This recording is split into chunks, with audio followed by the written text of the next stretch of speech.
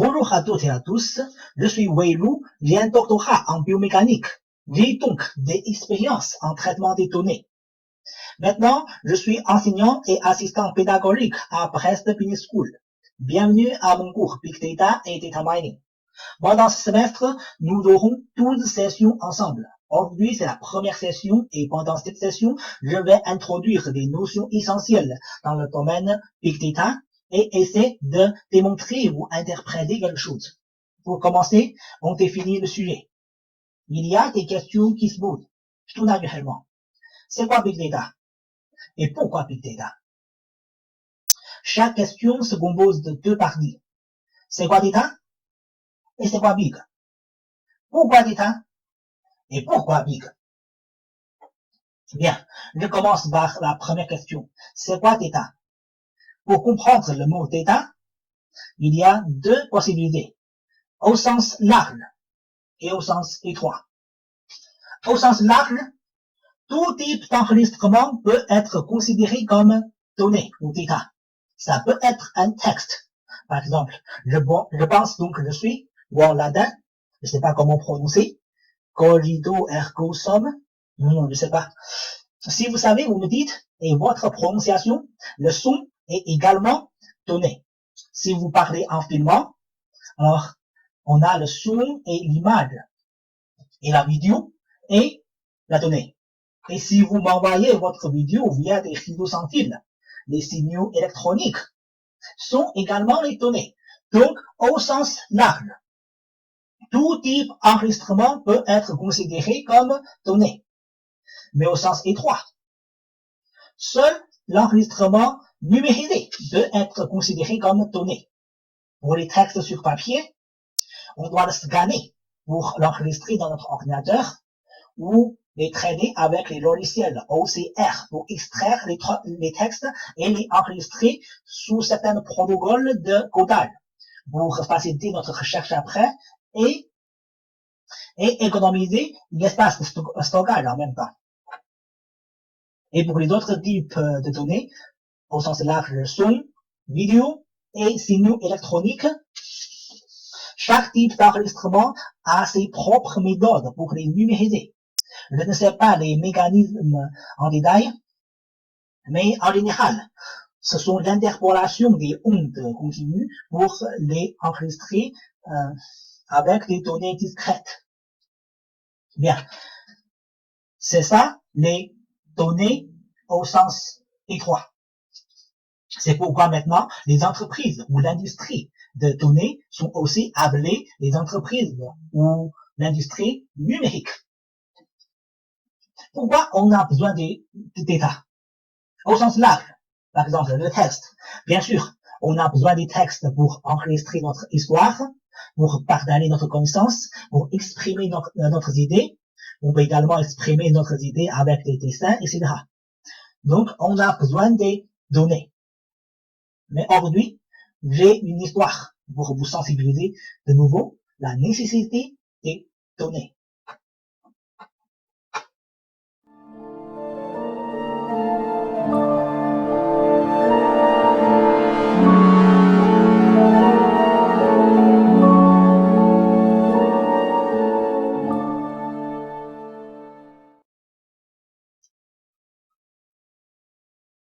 Comme ce que j'ai dit, on peut utiliser des textes pour enregistrer de notre histoire ou de partager nos connaissances ou informations, par exemple, avec une telle phrase. Oui, et allez regarder la course de cheval ce week-end. Vrai ou faux, vous avez des informations. Si j'ai filmé un peu ce qui se passe là-bas, vous aurez des informations complémentaires. Par exemple, la couleur du cheval, la tenue du chevalier, la vue de hippodrome, etc. Si je suis bien curieux, je vous pose une telle question. Y a-t-il un moment où les quatre pieds du cheval décollaient simultanément? C'est une question bien simple. On a une petite vidéo comme ça. Il nous suffit de relire cette vidéo à une vitesse réduite. On peut avoir plus de détails de la motion du cheval. Cependant, au milieu du 19e siècle, Personne ne peut répondre à cette question avec des preuves tangibles, parce que le mouvement du cheval est trop rapide par rapport à l'œil nu de l'homme. Mais cette question est finalement résolue par Leland Stanford, qui est lui. Aujourd'hui, quand on parle de Big Data ou technologie numérique, on pense tout d'abord à Silicon Valley. C'est une zone industrielle de technologie de pointe qui se développe depuis les années 60 du XXe siècle. Il y a une grande université qui se situe au cœur de cette zone. Elle est Stanford University. Cette université est créée par le 8e gouverneur de Californie, Leland Stanford. Leland Stanford est un enthousiaste de course de cheval. Il a sa propre équipe de course de cheval. Lui aussi, il est intéressé par cette question. Y a-t-il un moment pendant la course du cheval, tous les 4 pieds soient décollés? Alors, pour répondre à cette question avec de l'esprit scientifique, ce n'est plus l'idée que quand on aime, on ne compte pas, mais quand on aime, on le comptera. Donc, pour répondre à des questions avec des preuves tangibles, il a fait venir le photographe britannique Edward Muybridge pour observer la motion du cheval de près, avec des technologies de pointe à ce moment-là. Cette méthode s'appelle Polytime. Donc, on déploie une série de caméras au long du piste de la course de cheval. Lorsque le cheval passe devant les caméras, ses pieds vont déclencher la prise de photo. Ainsi, on peut avoir une séquence de photos. Quand on rassemble cette série de photos, ça devient le premier film du monde. Et quand on relit le film à une vitesse plus réduite, on peut facilement trouver que il y a des moments les 4 pieds du cheval décollés. Donc, on a répondu cette question.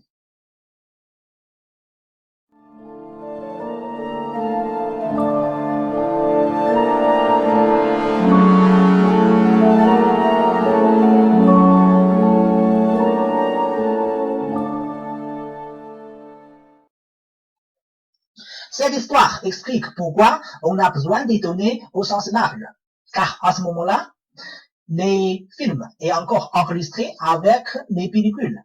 Et les pellicules est quelque chose encore très cher à ce moment-là. Seul le gouverneur peut supporter une telle expérimentation.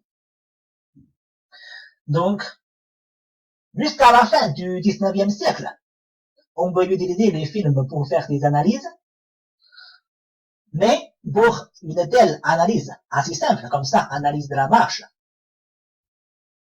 on filme avec les pellicules et on fait des analyses avec les mains. On trace les images, on trace la posture du sujet à la main. Pour une petite analyse comme ça, il faut un an. Il faut un an pour une telle analyse. Donc, c'est une méthode innovante, mais chère et peu efficace. Et la précision, à ce moment-là, n'était pas toujours au rendez-vous. Le point de tournant décisif vient pendant les années 1940. L'ordinateur moderne est conçu par le génie britannique Alan Turing. Et à partir de ce moment-là, le traitement des données est totalement accéléré. L'ordinateur est puissant, mais il ne peut que traiter les données numériques. C'est pourquoi on doit numériser d'abord les données pour qu'elles soient traitées ou traitables par l'ordinateur. À un autre mot, on doit numériser, on doit convertir les données au sens large aux données au sens étroit pour accélérer leur traitement. Par exemple, avec ça, à l'œil nu ou avec des matières sensibles à la lumière, la perception est d'une image. Peut-être en pellicule avec une telle caméra, mais l'ordinateur ne peut que traiter les données numérisées, ou plutôt les chiffres 0 et 1. Donc, pour que ce soit traitable par l'ordinateur, on doit numériser d'abord l'image. a dû oublier une chose, comme ça. Et puis, ça peut être traité par l'ordinateur. Vous savez, c'est une image du film La Matrice ou The Matrix. Une petite question, pourquoi ce film s'appelle The Matrix ou La Matrice? Pourquoi ça ne s'appelle pas l'équation ou dérivée ou calcul infinitésimal ou intégral, etc. Parce que la matrice est l'outil essentiel dans le traitement des données. Je vais vous montrer pourquoi.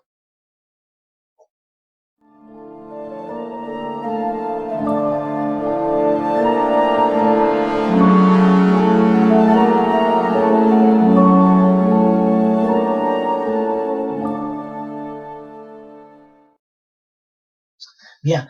Pourquoi matrice est un outil puissant dans le domaine numérique? C'est quoi la matrice?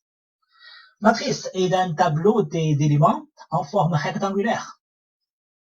Avec la matrice, de manière passive, on peut stocker des informations et on peut écrire ou présenter quelque chose avec les informations stockées. De manière active, on peut utiliser des opérations matricielles pour modifier ou manipuler les informations présentées par la matrice. Alors, avec l'exemple d'image, je vais montrer comment les informations peuvent être stockées ou modifiées par la matrice. La relation entre la matrice et l'image est plutôt directe. Par exemple, pour l'image binaire, bi ça veut dire deux couleurs, noir et blanc. Dans cette type d'image, on peut représenter pour chaque point ou chaque pixel, on peut présenter la couleur noire par 0 et blanc par 1. Ainsi, on peut convertir immédiatement une telle image rectangulaire à une matrice 0 et 1. Ça, c'est l'image binaire. Et pour l'image niveau de gris, gris, c'est une série de couleurs entre blanc et noir. Donc, il nous suffit de présenter la couleur gris par un chiffre entre 0 et 1. Donc, par exemple, pour ma photo, comme ça, on peut prendre un point pour voir la valeur. On a 0,73 comme la valeur de couleur. Donc, on peut même dire que la matrice et l'image sont la même chose. On peut facilement convertir entre ces deux. Et pour l'image de couleur, pour la couleur, un seul chiffre ne suffit pas pour présenter une couleur de manière précise. Maintenant, nous avons besoin de combien? 3, parce que il y a 3 couleurs primaires. Bleu, rouge et vert. Toute autre couleur peut être synthétisée par ces 3 couleurs primaires. Donc, pour les images colorées, à chaque point, la couleur est présentée par 3 chiffres. Donc, pour une telle image, c'est également une matrice. Mais à chaque position de cette matrice, il y a 3 éléments. 3 éléments pour présenter la couleur précise de ce point-là. Et pour les autres types d'informations, par exemple, les signaux électromyographiques, ce sont des signaux électriques au sein des muscles qui représentent les activités musculaires. Ça peut également être représenté par des matrices. Alors, l'image, comme ce qu'on a dit, ce sont plutôt la représentation des vues. Et des signaux électromyographiques, ce sont plutôt les signaux nerveux. Tout ça peut être représenté par des matrices. Est-ce qu'on peut remplacer l'une par l'autre après des protocoles de conversion? Oui, il y a des inventions à partir de ça. L'invention, ça s'appelle BrainPort. Ça peut aider les personnes malvoyantes ou aveugles pour restaurer partiellement leur vue avec leur sensation de langue. Je vous donnerai un lien ici. Vous pouvez voir plus de détails.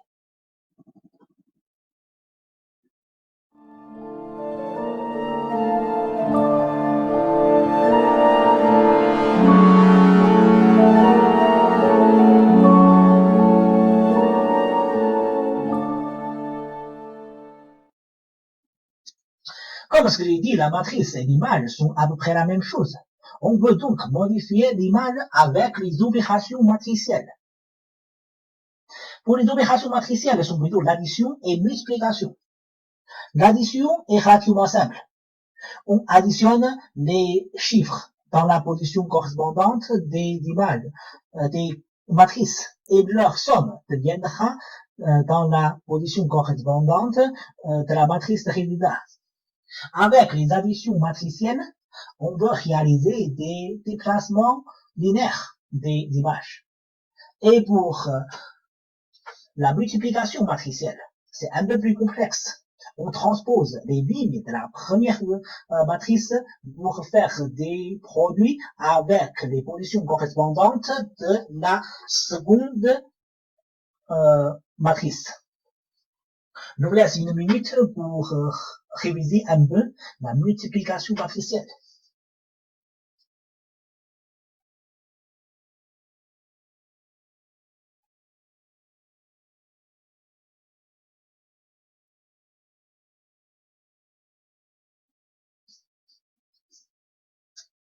Ok, bien. Avec les multiplications matricielles, on peut réaliser des transformations des formes. Par exemple, la forme bleue et la forme initiale et la forme rouge et ce qu'on a obtenu après la transformation. Alors, avec une telle matrice de transformation, comment dit ça? Matrice unité, la forme obtenue et la forme initiale sont les mêmes. Si on modifie la matrice de transformation, on va obtenir les résultats, on va obtenir une forme différente. On va obtenir la transformation de la forme initiale. Avec les données ici, on va regarder que c'est simplement une multiplication. Point, par exemple, point ici, c'est une multiplication de cette matrice avec des vectoriels, avec des points, avec les coordonnées des points. Si vous n'arrivez pas à comprendre, c'est pas grave. Je vais parler de ça pendant les prochaines sessions. Je vous montre ça simplement pour vous montrer que la matrice est utile dans la transformation des images.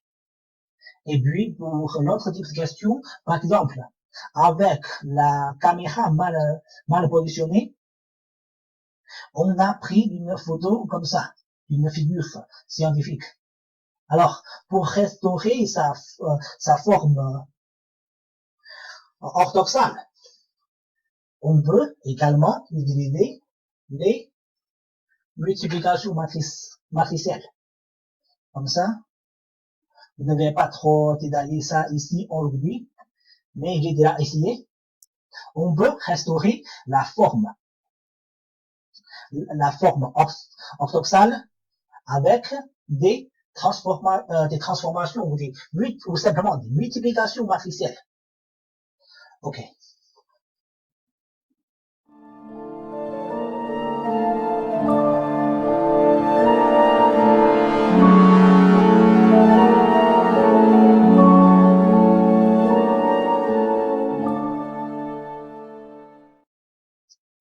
Tout ça, ce sont les images de 2D, deux-dimensionnelles. Pour les images de 3D ou 3-dimensionnelles, on peut exprimer la position de chaque point ou chaque marqueur par 3 chiffres. Ce sont respectivement la position X, Y et Z de chaque point. Alors, pour acquérir la position de ces marqueurs de manière automatique et à une grande vitesse, on utilise souvent le système de caméra infrarouge. Ça peut acquérir jusqu'à 2000 Hz. Ça veut dire que 2000 fois par seconde. Avec un tel système, on a des outils pour créer facilement un système de repères dans un espace de 3D. Et avec les caméras, on peut acquérir la position de chaque marqueur à chaque instant. Et puis, quand on rassemble les images séquentielles, on peut avoir quelque chose comme vidéo ici. Bien sûr, ici, on a lié les marqueurs ou les points avec les segments. On a obtenu des modèles comme ça.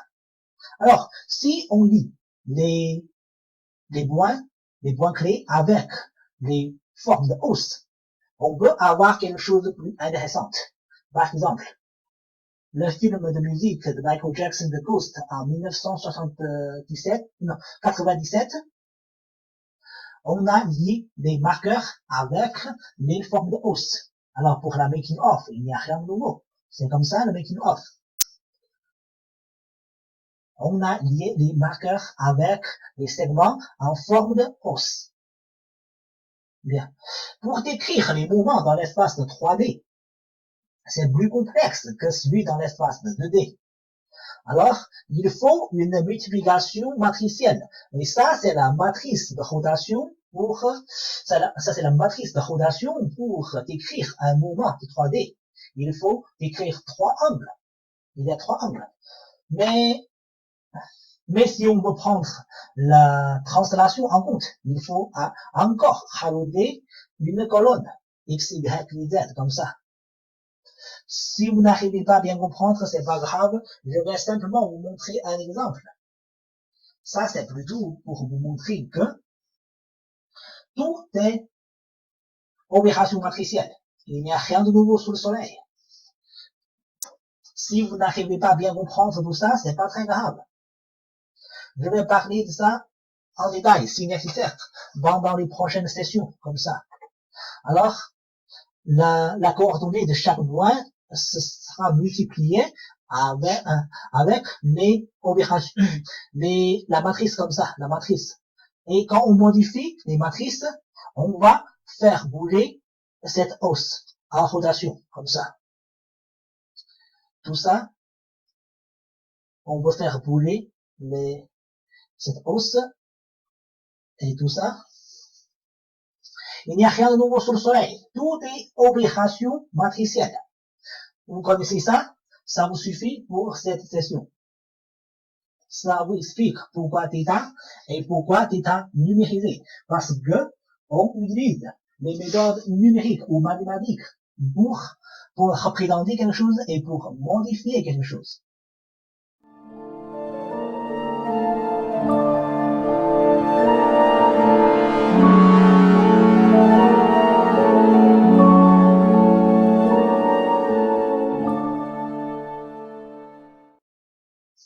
Jusqu'à ici, avec des exemples, j'ai montré c'est quoi les données et pourquoi les données. Parce que avec des méthodes mathématiques, on peut représenter quelque chose avec les données et avec les opérations matricielles, on peut modifier ou manipuler la représentation de ces choses. Et puis, je vais essayer de répondre à la question, c'est quoi Big? Et pourquoi Big dans Big Data ou données massives? Massive ou pas, il n'y a pas de critères concrets. Je peux simplement dire que le volume des données devient de plus en plus grand. Par exemple, comme ce qu'on a vu, pour démontrer le mouvement d'un seul os, il y a déjà pas mal de calculs. Maintenant, si on veut décrire le mouvement du corps entier, on a 206 os. Donc, il y a au moins quelques dizaines d'os en mouvement. Même si, par exemple, la cavité thoracique est globalement statique, les os un par rapport aux autres. Et puis, simultanément, si on veut mesurer les activités musculaires, ici, on a simplement 8 muscles enregistrés. Et on a combien de muscles du corps entier? Plus de 600. Donc, pour les mouvements plus complexes, il y a au moins une centaine de muscles qui travaillent. Si on enregistre tous ces muscles en même temps, et la pratique courante d'enregistrer musculaire est à 1000 Hz. Donc, 1000 chiffres pour chaque muscle par seconde. Donc, sur une certaine période de temps, souvent une heure d'essai, il y a une taille de données très très volumineuse, très très grande. Et dans la recherche de précision, par exemple ici, je peux vous montrer que ici, pour un seul os humérus, comme ça, on a tellement beaucoup de points pour avoir une représentation globalement précise pour ce seul os. Tout ça, on a tout ça ici pour représenter un seul os ici.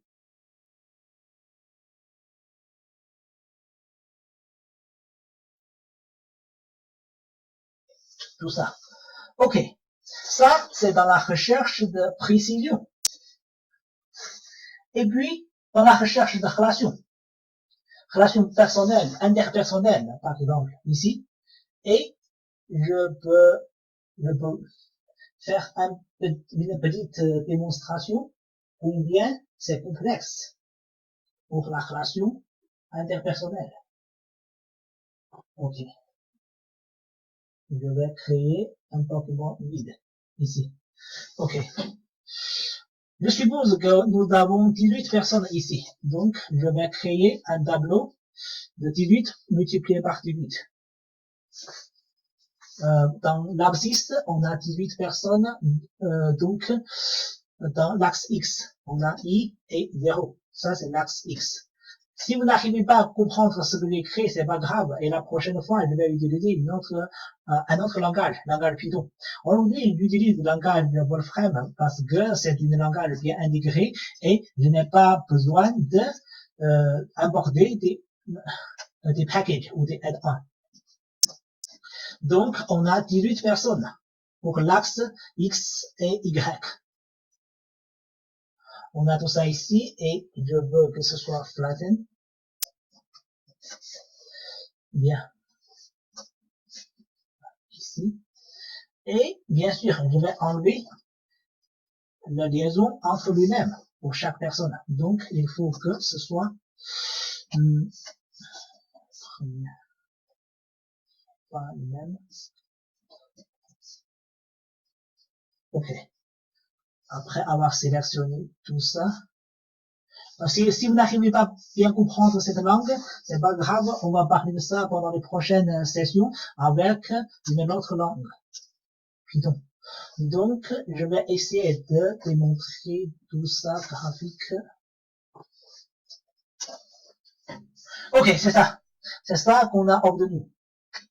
Une telle image. Ça montre que la relation interpersonnelle parmi vous, si vous connaissez tout le monde.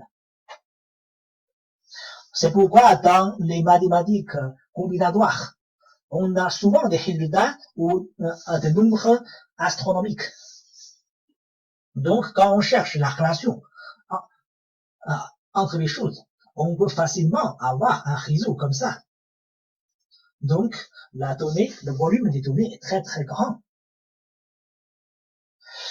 Et c'est pourquoi pour les véhicules autonomes, on a souvent des volumes gigantesques des données.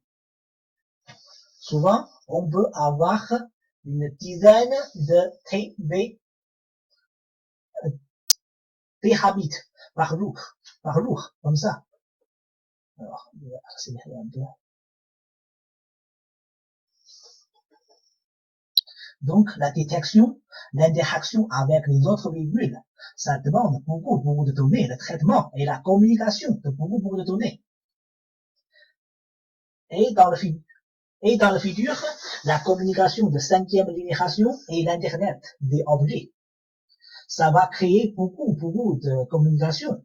L'année prochaine, donc cette année, en Chine, les stations de base de communication 5G, ça va consommer 4% de l'électricité produite là-bas.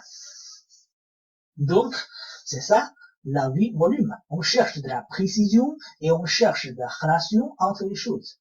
La volume des données deviennent de manière exponentielle.